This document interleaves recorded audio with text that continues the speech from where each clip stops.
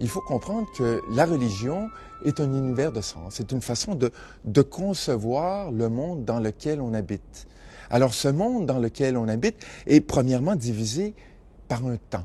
Mais ce temps-là est marqué par des moments importants à l'intérieur de la vie d'un individu qui, justement, marquent un passage d'une étape de vie à une autre. L'homme se dessine entre sa naissance et sa mort, entre les décisions qu'il va prendre, par exemple dans le mariage, de faire des enfants, etc.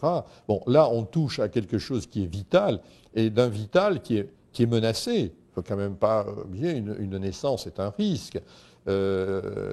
Décider un mariage, décider de faire des enfants, c'est des risques. Et puis ces risques qui sont orientés vers quoi? J'allais dire le risque ultime auquel on n'échappe pas, qui est la mort.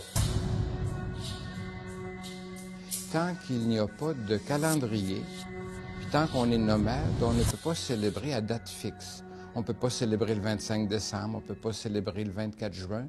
Et on a quand même le besoin de célébrer, le besoin fondamental de sortir de la routine. Sortir de la routine à l'occasion des naissances, à l'occasion de l'entrée dans le monde adulte, à l'occasion des mariages et à l'occasion des sépultures. Ça va donner ce que nous appelons des rites de passage.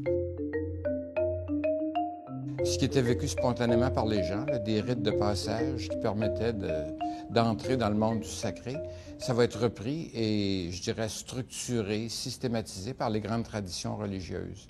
Donc je pense que ça n'est pas d'ailleurs une faiblesse de dire que les religions se fondent ou se fixent ou se produisent par ça, mais c'est simplement montrer qu'elles sont humaines, foncièrement humaines, elles sont faites pour l'homme et non pas l'inverse, et que de ce point de vue-là, la religion se doit, en quelque sorte, de répondre, en tout cas d'entendre ce qui fait l'humanité dans ce qu'elle a d'essentiel, et puis surtout dans ce qui la marque et l'angoisse.